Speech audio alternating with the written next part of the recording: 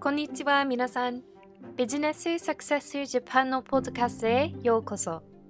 Hello everyone and welcome to another episode of the Business Success Japan podcast. This is your host, Lydia Buchelman. My main goal here is to create an easily accessible resource for those who want to develop Japan-specific communication skills, especially in business. While I can't and won't promise to make you fluent in Japanese, I hope that you will walk away from each episode with a skill, piece of information, or shift in mindset that will help you be more effective in your interactions with Japanese business people. So before we get into today's interview, let's quickly go over last episode's Japanese phrase. お先に失礼します。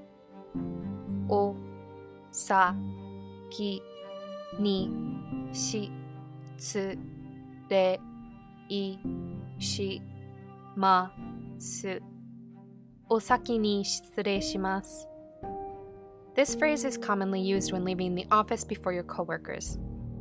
A phrase that those staying behind might say in response is おつかれさまでした。おつかれさまでした。お疲れ様でした。This phrase doesn't have a great English translation, but a good enough equivalent would be great work today or you worked hard. This is often used when going out for drinks as well, such as at a nomikai or karaoke. Alright, so I'm very excited to share another great interview today. Today's guest is Kimi Sugiyama. She's currently a travel consultant in the States with a ton of interesting side projects such as a podcast, blog, and Instagram that I'll link up in the description of this episode. But without any further delay, let's get into today's conversation. All right, hello everyone. I'm very excited to bring you another great interview today. Today I'll be talking with Kimi Sugiyama. And if you don't mind just going ahead and introducing yourself a little bit to my audience. Yes, hello. Thank you so much for having me. Happy to be here and talking with you today. But like she said, my name is Kimi, and I am an international travel advisor by trade. But during my downtime, I consider myself to be a foodie and a big bookworm. And I like to dabble in a lot of different creative mediums like writing and cooking and photography and now podcasting. Yeah, awesome. And what is the name of your podcast, just so everybody knows ahead of time? So my podcast is called Bring Your Own Baggage. And essentially, it's just having kind of in-depth, deep conversations with people that I know or experts on different topics that I'm interested in diving deeper into. Yes, if you're looking for a podcast, definitely check it out. There's a lot of kind of diverse conversations, but they're always really interesting. So be sure to download that if you get the chance. And as far as your work history, it's a little bit more cross-cultural than maybe what a lot of people are used to. Would you mind explaining it to us? Sure. Yeah. So if you looked at my resume, it's actually quite all over the board, but I'll give you a kind of a snapshot of the last 4 or 5 years or so, as I think that's probably the most relevant. But I moved to Japan in 2014, where I initially worked as an English teacher for 1 year in Nagasaki, which is in southern Japan. After a year, I moved up to Tokyo because I wanted more variety in the job opportunities and more opportunities to study Japanese more seriously. So I moved up to Tokyo and I did some freelance writing work and graphic design work to keep myself afloat. And I enrolled myself in a Japanese language school to help accelerate my language abilities. And eventually found a job working as a tour guide in Tokyo for overseas visitors. So essentially I would take people and show them different neighborhoods around Tokyo. And that to date was the best job that I've ever had. Yeah, what was your favorite part about that job? Just getting to share like what you loved the most about the country with other people, or was it getting to know the people themselves, or what was kind of your biggest selling point on that? Right. So I think Tokyo is my favorite city on earth. So to be able to share my enthusiasm and my love for the city with people who have maybe not gotten to explore Tokyo, maybe in depth or were visiting for the first time was just so exciting for me. And it made me excited to get up every day and to go outside and be active and walking around the neighborhoods and showing people the things that I love most about it. And just to see their reactions and their excitement about how different things inspired them or caught their eye or their curiosity. It was just a really fun environment to be in all the time. Yeah, that does sound like a lot of fun. Yeah. As far as visas, are you a dual citizen then that you were able to kind of pick up those side jobs, or what was the visa situation like? No, I was not. I wish I was a dual citizen, but I worked for when I was an English teacher. I had a work visa, Hmm. and then for a very brief period, I had they have like a freelance visa. You have to Oh, like report like your financials to the government to prove that you're making enough money to sustain living in Japan. And then once I found the job with working as a tour guide, I was back on a normal work visa. So it's okay. just a visa life in Japan. Yep. Trying to figure out the visa can be something that people really struggle with, especially if they're leaning more freelance or creative. Yeah, Um, absolutely. but how did all of that lead into what you do now? I have always been kind of in the travel industry. I guess it kind of started with my love for travel. So before I moved to Japan, I actually spent a year and a half traveling around the world. And so that was kind of the Oh, catalyst wow. for my love of travel and wanting to be in the industry. And so when I was in Japan, I worked kind of on the front end, being the tour guide. So, we would get these requests and we would just show people around the city. And then now I kind of work on the back end, if that makes sense. Yeah. So now you're based in the States and you're mostly doing Japan type of travel, or is it other countries too? Yeah, I'm based here in the States, here in Michigan, and still working in the travel and tourism industry. And now I'm just working to help plan trips for people all over the world, but with a specialty and focus on trips to Japan and Asia specifically. Okay, gotcha. That makes a lot of sense. Yeah. So, given that you've lived in Japan for such a long time, I know that this is a really hard question, Yeah. especially since you've seen so much and been exposed to so much there. But I guess what is the one thing that you love or admire the most about Japan? Can be a big thing or a small thing, but I could talk about this for yeah. hours on end. Um, but there are a lot of things that come to mind, but I think the number one thing would be the collective respect that the Japanese have for the environment. Mm. In Japan, it seems like there's an overall understanding that it's not one person's job to keep everything neat and tidy. Like everybody does their own small part to pitch in and keep everything clean, which is why you rarely see litter in the streets or Mhm. trash on the hiking trails. And sometimes you might even see people wiping down their own spaces and tables at restaurants so they don't leave a mess behind. Mhm. But I think people in general, I think, are just pretty good about cleaning up after themselves there. And Yeah. I think in tandem with that, I really appreciate how everything starts on time. I became like really spoiled knowing that I could rely on different events and concerts to start on time, and even the trains in Tokyo in particular would leave on time. And so those are the two major things that I think that I really appreciate about Japan and miss about Japan. Yeah, you definitely get spoiled by the timeliness and cleanliness. Yes, That is absolutely. 100% accurate. Yeah. The difference between people in different countries isn't always like as extreme as people make it out to be, but Right. since everybody kind of comes at issues and thinking about big ideas with these different cultural contexts, did that cause any difficulties when you were building relationships with coworkers while you were in Japan?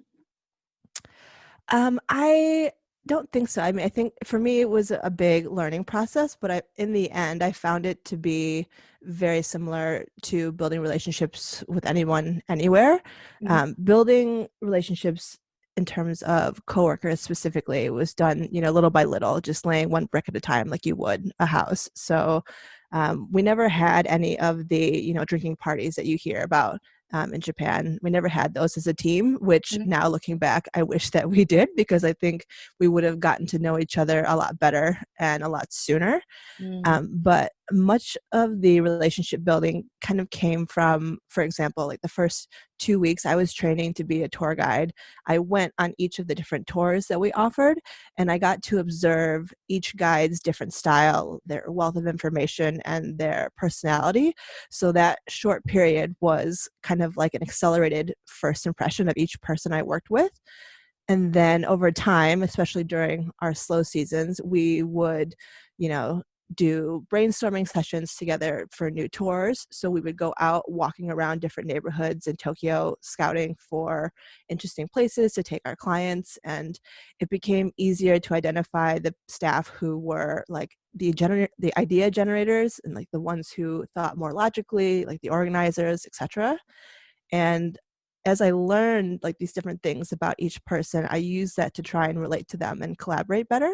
And so I think that's kind of like a common strain that you find, I think, anywhere, like in any work environment. And then you have like typical things like sometimes in between tours, we would grab a bite to eat together if some of us were in the same neighborhood. And I feel like just in general, a lot of relationship building in Japan is done at the table with food and Yes. drinks. The best way to build relationships, for sure. Yeah, absolutely. And you build it through small gestures like remembering important dates or experiences like birthdays and giving them a small gift of or something to show your appreciation, and little things like showing up on time, doing what's asked of you, good communication, like all of those different things kind of go into play when you're building relationships with them there. Yeah. To me, when I was in Japan, it just seemed to like people added a lot more weight to small things. So just being Yeah. mindful about that can make a big difference over time. Yeah. We don't expect Yeah. things to happen quickly because with a lot of Yes, things, including relationships, just be willing to take your time. yeah, it's all kind of in the small details. They really take their time building, any kind of foundation, any relationship. Yeah. So then, kind of this slow, methodical getting to know your coworkers, building relationships with your coworkers. How did your interactions with those coworkers differ from how you would try to create a relationship with your clients and vendors? So I think for me, this was a unique situation because I feel like I had developed a deeper relationship with the staff who ran like the restaurants and the hotels just because I saw them almost every day. Whereas like the staff itself, like we didn't have a central office. So everybody had their own places that they lived, and like we would only maybe see each other like once or twice a month. Mm. But because I was seeing the restaurant and hotel staff all the time, um, it just became a lot easier to get to know them better.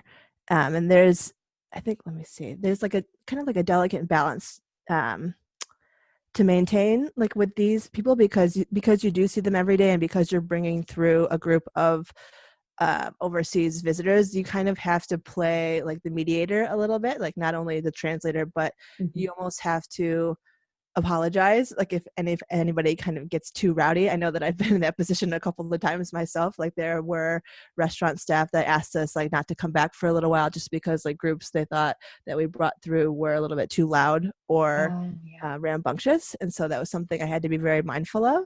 And it was just a matter of going back and apologizing and acknowledging that you're working with different cultural customs, and when they see that you're willing to put in the effort and that you understand your mistakes, then they're willing to forgive you a little bit easier, I feel like. But that's something that I had to keep in mind, is that your reputation is also at stake. You're not just representing yourself or your company, you're also representing the people, your clients that you're taking through. So that's something that I had to be very mindful of. Yeah. So then to them, were you kind of responsible for the behavior of the people you were giving tours to? Yeah, exactly. Yeah. Yeah, Yep. that can be very difficult, especially Yeah. if it involves drinking. It can get a little out of hand really quickly. Yeah, 'Cause most of people, them were pretty understanding. There was only like maybe like a handful of few maybe that were cranky OG sons, like older men. But most of them were pretty good. Yeah. yeah, that's awesome. It sounds like people were really doing their best to be accommodating, which Yes. is amazing and something that definitely makes Japan a very special place to visit. Um, Absolutely. so, did the idea of in group and out group dynamics ever come into play? Like, did you have to treat your vendors any differently than you would have if they had been kind of in the same company as you? Did that look any different since you were in Japan? I know that in the States we don't treat people exactly the same either, but Right. I know that the in group out group dynamics can be kind of a little bit more strong in Japan. Yeah, so definitely within our small staff, we could speak more casually with each other and speak more openly about any problems that we were encountering. And we didn't have to use keigo, like polite language, or anything like that. It was very, kind of get in the trenches together and figure stuff out. Whereas the restaurant staff and hotel staff and all of those people, you kind of have to take better care of them and like spoil them a little bit, and you have to maintain like a really high level of politeness. Even though you do get to know them really well, doesn't mean you can let your guard down. So there is that distinction there, I think. Yeah, thank you. So then how did your identity impact your work experience in Japan? You have a little bit more of an international background related to both Japan and the States. So did that have any effect on maybe how you were perceived in Japan or how you were perceived back home? Yeah, I definitely thought going into Japan that I would have it a lot worse, because I read all of these things online about how, American expats in particular, or people who are half Japanese and half something else, will have a harder go of it, just because that, I don't know, I guess they think that if you're going to go over there to work, that you should know like all the different business customs and things like that. But I feel like in Japan, because I look Japanese and I have a Japanese name with kanji and everything, I had a much easier time kind of sinking into the fabric of society than I think some other expats might have. Usually upon my first interactions, I could see like some Japanese tense up a little bit, because I think to them I looked racially ambiguous. Like they couldn't tell whether or not I was Japanese until I started speaking the language. Then they would relax a little bit. And I think once I got past that point, they kind of just accepted me like as Japanese. Like it didn't really cross their minds that like I was Japanese American, even though I am, if that makes sense.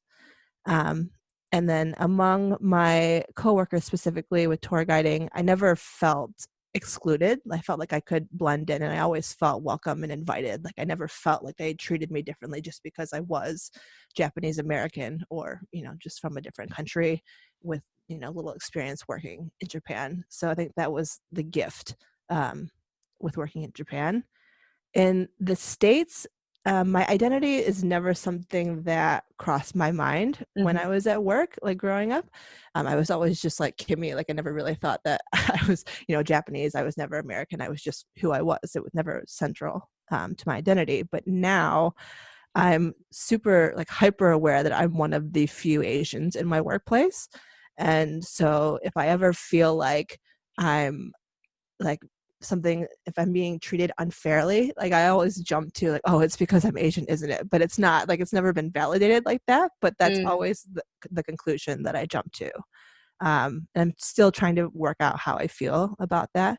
But I don't know that I've ever been denied a job because of my race. But I can't be sure, so that's not something I can really measure. But here I don't feel excluded either, really, in my workplace. But now that I'm in my 30s, I definitely feel like I have to be more vigilant in standing up for myself if I feel like I'm justified in, like feeling like I'm being treated unfairly. Yeah, I guess part of that just comes with growing up. Yeah. But yeah, it's hard not knowing, are people just treating me this way because of who they are or because of who they think I am? It gets a little bit hairy when you're not quite sure. Yeah, and that's something like those are conversations that I'm only at the beginning of learning how to navigate. So it'll be an interesting journey. Yeah. So then when it came to business, what did you appreciate the most about how the Japanese did it? I think my friend who lives in Tokyo, we still talk every week, and this is something we just talked about last week. And one of the things I really admired is that in Japan, you can't really be fired. I'm sure there are, accentuating circumstances to everything, but it's almost like in order to leave a job, you have to be the one that quits. Like your employer, your manager will not be the one who lets you go. And so that kind of job security, I admire. And then I think just working together as a whole unit, there's a real sense of unity in the workplace, I feel like. And I think you see that like when you leave for work for any amount of time, whether it's for maternity leave or for a vacation, everybody on your team feels the strain of having one less person in the office, Whereas in the States, I think sometimes, depending on the industry, we can feel a little bit expendable. Like we can just easily be replaced by the next person. And so I think that's something that's becoming apparent to expats that are working in Japan now, especially with this pandemic, is that they have not seen quite the impact with jobs being laid off or furloughed as we have here. So I think I really admire that about the Japanese workplace. But in the States, I do like that a lot of companies offer, creative freedom and the ability to give your own opinion without penalty and like to make you feel valued. And we had kind of touched on this before as well, and how quickly we are able to make decisions in a company setting, whereas Japan tends to be a little bit slower and more cautious. Yeah, definitely. Going back to what you said about not being fired or not being furloughed, not being laid off, it's interesting because lately I've been reading articles in Japanese about how people are losing their jobs, but every time they talk about people losing their jobs, they don't use the verb for firing. It's always to be made to quit. Yeah. So that's even just the way they view losing your job is just completely different. Like you aren't cut off from your company encourages you to leave yourself. So that was very interesting to me. Yeah, I heard a lot of stories when I was working over in Japan that sometimes like if your manager wants to fire you, like they're not going to do it, but they will kind of make your work life a bit more miserable so that you'll feel forced to quit, So that's, I guess, their way of firing people. Personally, I'd rather just be fired than have somebody try to make my life miserable. But yeah, just the job security definitely seems like a very attractive aspect of working in Japan. Yeah. So did you ever have a specific experience where just because of culture, you were talking to somebody, you were doing something with someone else, and you just were completely on different pages? So I don't have any stories about kind of like a communication breakdown due to culture specifically, but I do have a handful of stories about misunderstandings when my language was still limited, if you're interested in those type of stories. Yes. I'm always interested in that because I have plenty of those myself. So. I would love to hear some of yours as well. But my most prominent one that has even shocked my Japanese friends, but when I was initially setting up my life in Tokyo, I was setting up a new bank account with one of the top financial institutions. I won't name them, but I went in and I had to sign like all this paperwork and everything. I had to get my ID card and my debit card and all of this stuff. And I was talking to the woman in Japanese, like I wasn't using English at all, but she could definitely tell that I was a foreigner. And in Japanese, she essentially told me that I was not allowed to open a bank account with their institution unless I could speak like fluent, like native Japanese. And so that really kind of threw me for a loop because I was talking to her in Japanese. So I don't know what would have, given her any signal that I wasn't fluent. And I had never had that experience before in Japan. So that really kind of threw me off. And I was like, wow, like these kind of experiences actually do exist in Japan. So that was definitely the most difficult and eye-opening one for me. Yeah, that's really interesting. They couldn't blame it on like, oh, we can't process your name because it's too long. Like, no, it was literally in kanji. So there was no good excuse. I know. Wow. And I had the hanko and everything. Hanko is the like little name stamp that you use to like in place of a signature. And I was like, oh, I felt so prepared. And yet, no, couldn't do it. But yeah. I had to get a random hanko myself, but not the same effect because it had nothing to do with my name. I just needed it to sign documents. Right. So if you knew that somebody was getting off of a plane to Japan and they didn't know anything about Japanese culture, especially Japanese business culture, and they're expecting to just get off the plane and do super well in business, what's one thing that they should be aware of or know before doing that?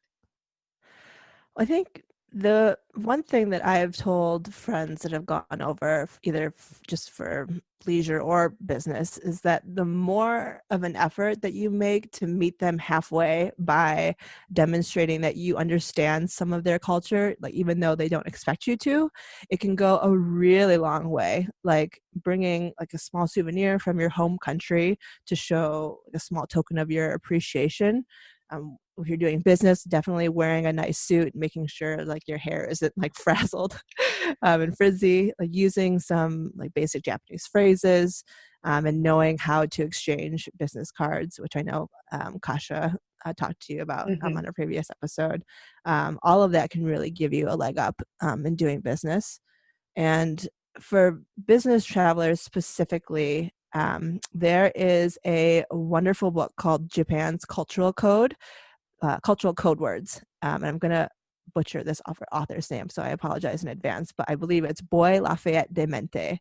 That he goes through all of these intricacies of the business cultural customs and the Japanese mindset, like when it comes to meetings and negotiations and like so much more. And even though I personally was not working in a corporate setting, like this book was a true aid in helping me at least better understand the working world in Japan. So if you're going to Japan for business, I definitely like recommend either reading it before you go or taking it with you when you go. Yeah, so I know from the classes that I've taught that trying to explain to my students that it's just really important to put in small amounts of effort to do things to show that they have taken the time to study, that they've taken the time to practice. They still find themselves getting super overwhelmed because of all the small details that they feel like they have to do, like, oh, when do I bow? When do I hand my card? Which hand? If I do it wrong, am I going to offend the other person and they'll never talk to me again? So, do you have any advice for coping with that anxiety surrounding like learning all this stuff, but balancing that with you don't have to be perfect, like learning as much as you can, but not obsessing over perfectionism? Yeah. So I think just learning basics, like don't overwhelm yourself with learning how to do everything perfectly. Like when you walk into a room, it's like if you just like bow once, I mean, they already know that it's already demonstrating to them that you know something. It's like you don't have to do everything that your Japanese counterparts do. And it's just kind of maybe prepping yourself a little bit before you go, but then when you're in the situation itself, watching and observing how the people around you interact can be I think the biggest teacher. So and they, like I said, the Japanese don't expect you to know everything, like all the intricacies of the way that they do business, but just showing just a small little example of like even just having a business card, maybe even like trying to print your name in Japanese, like bowing once or twice. I think that's enough of a stepping stone to like in the right direction. Yeah, definitely. Yeah, it's just a little bit, I've just had that several times with my students and trying to explain to them like you don't have to be perfect. You just have to put in the effort to just be better. Just do the best that you can to show the other person that you care, that you respect them and their culture, and that just makes all the difference in the world when it comes to building relationships. Yeah, and I always used to joke because I had heard this on a Japanese news website many years ago that if you know how to say thank you and all the different ways to apologize in Japanese, you're pretty much fluent in Japanese. So if you feel like you have created some kind of faux pas or made a mistake, as long as you can say like, "Oh, excuse me, I'm sorry," I feel like that's a pretty good comeback. Yes. Sorry is actually kind of another point of confusion for my students. The word for sorry is sumimasen, and to us, it definitely seems like they say sorry when there's literally no reason to be sorry. Do Right. you have any kind of like rules of thumb for when it's appropriate for people to be apologizing versus not? Just because I know that it's very confusing to my students, at least, going into a situation, having the other person apologize repeatedly throughout the course of their relationship and kind of not understanding when it's expected for them to do the same. Right. So I guess it depends on the situation that you're in, whether it's just something as simple as being on a crowded train or if you're in a business setting. I almost think of it like this. Like when I came back to the States, it really rubbed me the wrong way when like somebody, like if I would say thank you and then the other person would say you're welcome, because to me, when somebody says thank you, I'll say no worries, or I'll say, oh no, thank you. Like it's kind of like an equal thank you. So I think of it like that. So like let's say you're on a busy train and somebody says something to you or like bumps into you accidentally and they say, oh, sumimasen, like excuse me, like I'm sorry.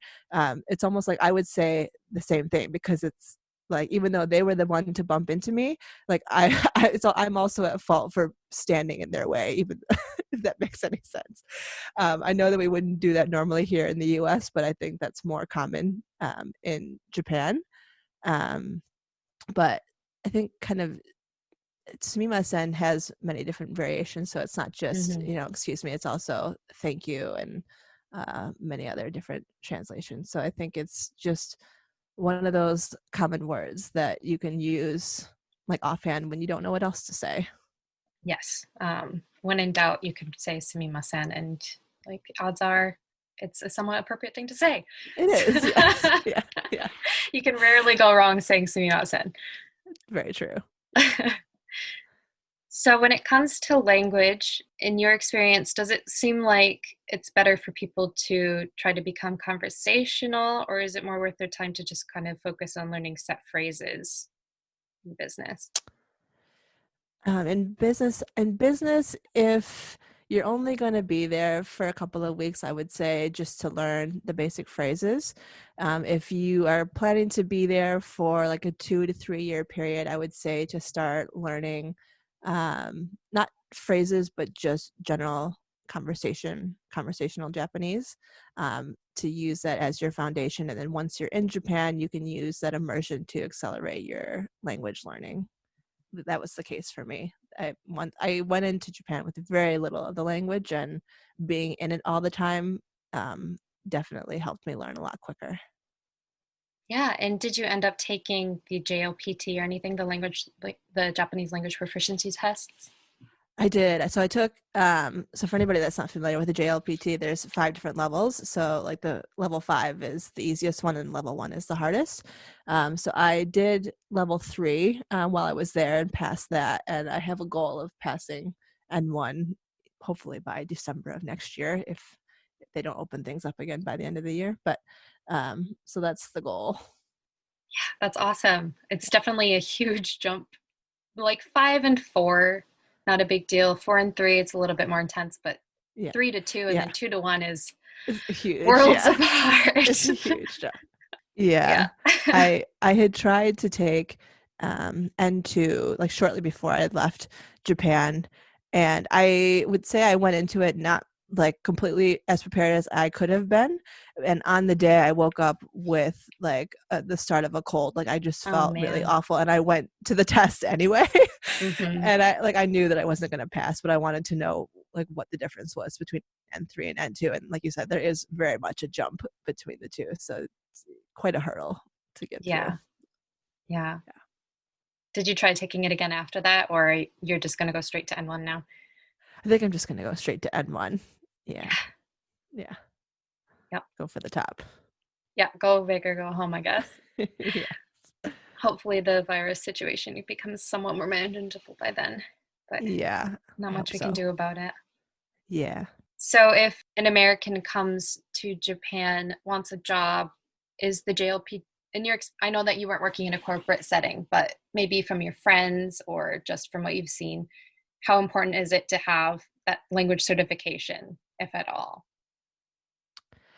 Again, I think this depends on the industry that you're in. Like if you're working in engineering, real estate, any of like the big businesses, they definitely want to see that you have that language certification, because they need some kind of assurance that you're going to be able to not only communicate with staff, but like their clients and vendors and all of that. And they don't want to have that worry on their back. So I definitely think having that will help ease any of that stress on their part.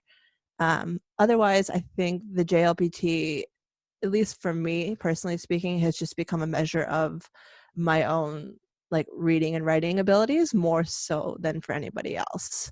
But I think if you're serious about working in Japan in a corporate setting, then I think it's definitely one of the things that it's good to have in your toolbox.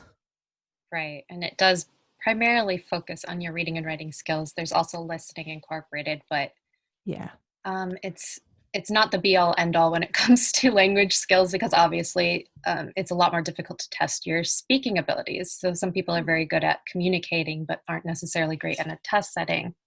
So just being aware of that going in, it's testing a very specific set of skills. right.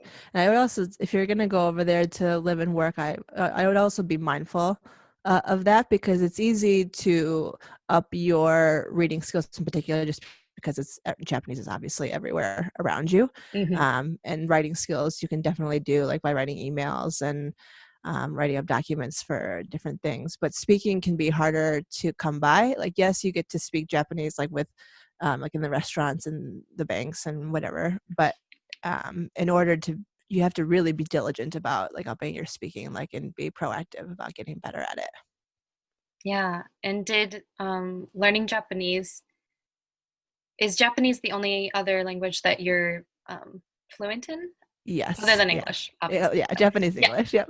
Okay. Did learning Japanese kind of help you understand the culture in a very different way than you would have if you were only communicating in English? Yes. You learn very quickly, I think, I think in Japanese, like we have kind of like 3 different politeness levels. So you learn very quickly, like which one is for who. Like you have like the casual Japanese that you can use with friends, and then you have like standard Japanese, and then a much more polite Japanese that you typically use in business. And you kind of learn um, the different words that they describe for different things that we don't have words for in English. One of my favorites is what is it? Kuki o yomere, right? Or kuki ga yomere, Yep. yeah. Reading the air.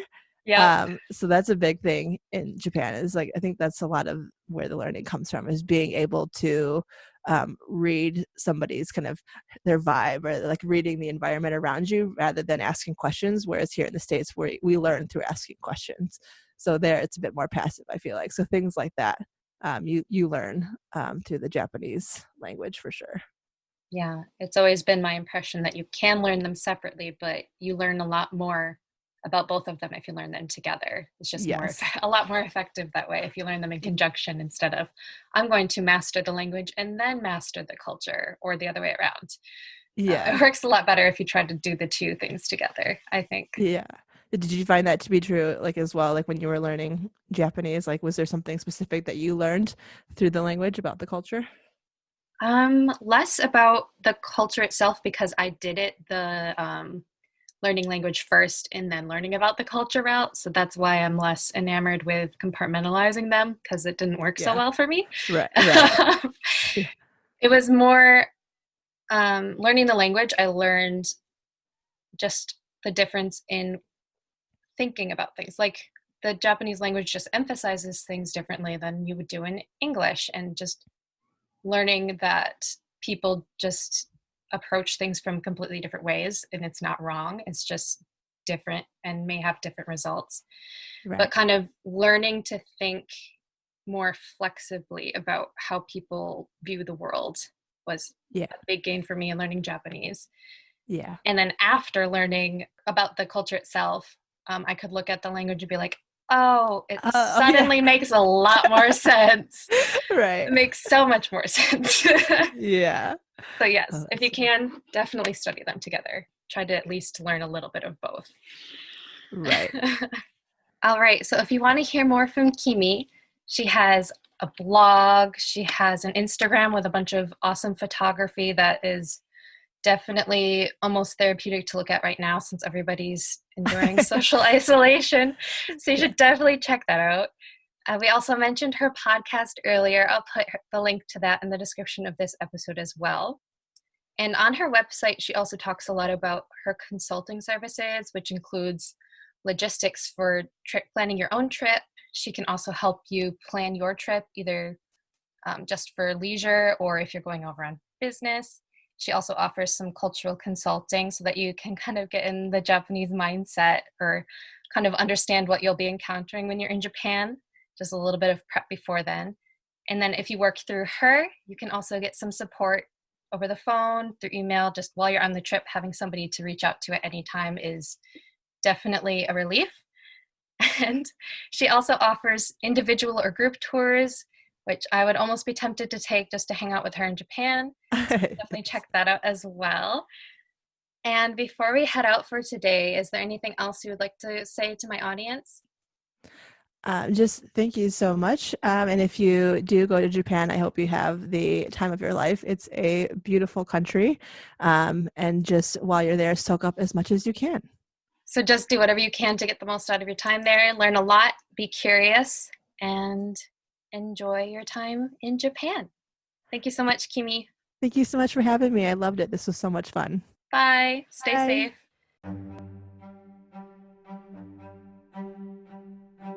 I hope that you enjoyed my conversation with Kimi in this episode. Relationships, culture, and language are all complex but important aspects of being successful in Japan. Hopefully you learned a lot from hearing about Kimi's own experiences and that you're excited to learn even more about Japan. Be sure to check out the links in the description of this episode if you want to learn more about Kimi, her insights into Japan, and all of the awesome projects she's working on. But in the meantime, remember that the more you learn, the more confident you will become as you explore all of the opportunities Japan has to offer you. So if you found the information here today useful, please subscribe for more Japanese culture and language guidance. And if you enjoy the podcast and want to hear more content in the future, please consider leaving a review. It really helps other people find the show. And of course, if you have any other questions, comments, suggestions for future episodes or interview topics, please email me at businesssuccessjapan@gmail.com. Until next time, mata kondo!